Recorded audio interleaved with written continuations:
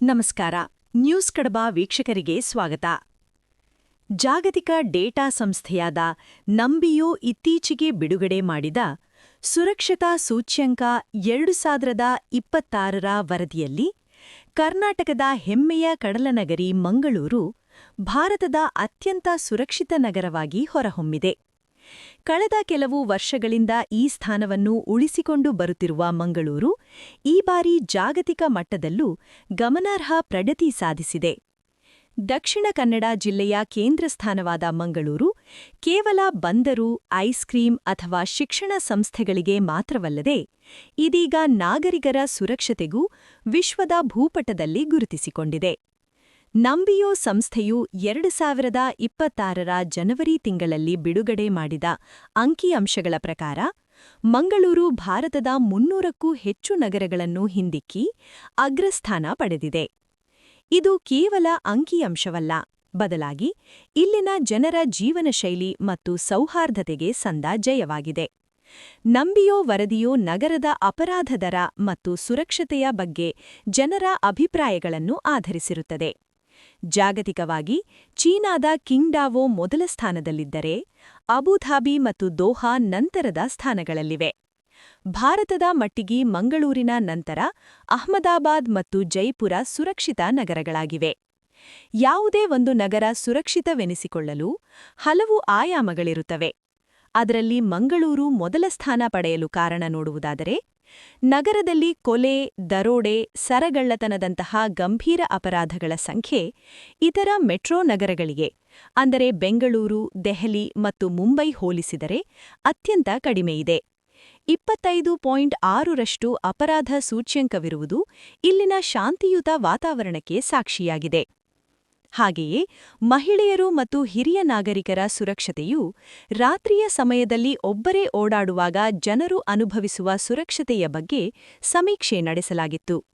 ಮಂಗಳೂರಿನಲ್ಲಿ ರಾತ್ರಿ ವೇಳೆ ಸಂಚರಿಸುವ ಮಹಿಳೆಯರು ತಾವು ಸುರಕ್ಷಿತ ಎಂದು ಭಾವಿಸುತ್ತಾರೆ.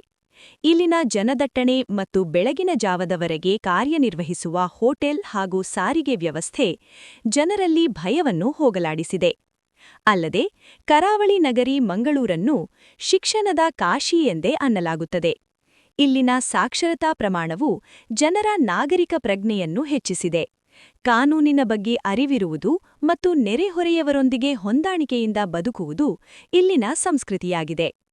ಮಂಗಳೂರು ನಗರ ಪೊಲೀಸ್ ಕಮಿಷನರೇಟ್ ವ್ಯಾಪ್ತಿಯಲ್ಲಿ ಸಿಸಿಟಿವಿ ಕ್ಯಾಮೆರಾಗಳ ಅಳವಡಿಕೆ, ನಿರಂತರ ಗಸ್ತು ಮತ್ತು ಪಿಂಕ್ ಪೊಲೀಸ್ನಂತಹ ಮಹಿಳಾ ಸುರಕ್ಷತಾ ಪಡೆಗಳ ಕಾರ್ಯವೈಖರಿ ಜನರಲ್ಲಿ ವಿಶ್ವಾಸ ಮೂಡಿಸಿದೆ. ಜೊತೆಗೆ ತಂತ್ರಜ್ಞಾನದ ಬಳಕೆಯಿಂದ ಅಪರಾಧಿಗಳನ್ನು ಬೇಗನೆ ಪತ್ತೆ ಹಚ್ಚುವ ವ್ಯವಸ್ಥೆ ಇಲ್ಲಿ ಚುರುಕಾಗಿದೆ. ಕರ್ನಾಟಕದ ರಾಜಧಾನಿ ಬೆಂಗಳೂರಿಗೆ ಹೋಲಿಸಿದರೆ ಮಂಗಳೂರು ಸುರಕ್ಷತೆಯ ವಿಷಯದಲ್ಲಿ ಮೈಲುಗಳಷ್ಟು ಮುಂದೆಯಿದೆ.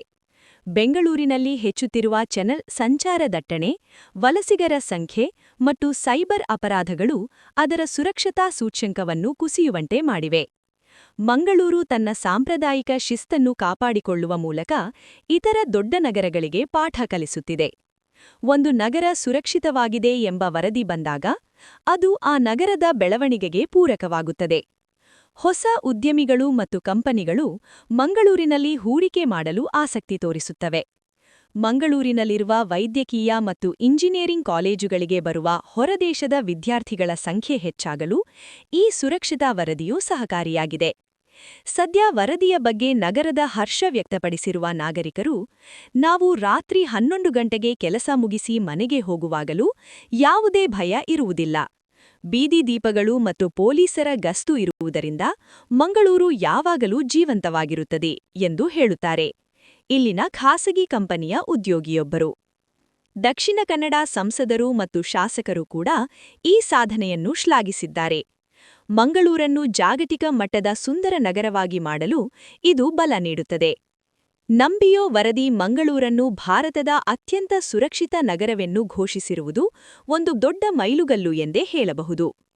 ಮಂಗಳೂರು ಮಾದರಿಯನ್ನು ದೇಶದ ಇತರ ನಗರಗಳು ಅನುಸರಿಸಿದರೆ ಭಾರತವು ವಿಶ್ವದ ಸುರಕ್ಷಿತ ದೇಶಗಳ ಪಟ್ಟಿಯಲ್ಲಿ ಮುಂಚೂಣಿಗೆ ಬರಲು ಸಾಧ್ಯವಿದೆ. ಇನ್ನೂ ಹೆಚ್ಚಿನ ಮಾಹಿತಿಗಳಿಗಾಗಿ ನಮ್ಮ ನ್ಯೂಸ್ ಕಡಬ ಯೂಟ್ಯೂಬ್ ಚಾನೆಲ್ ಅನ್ನು ಇಂದೇ ಸಬ್ಸ್ಕ್ರೈಬ್ ಮಾಡಿ.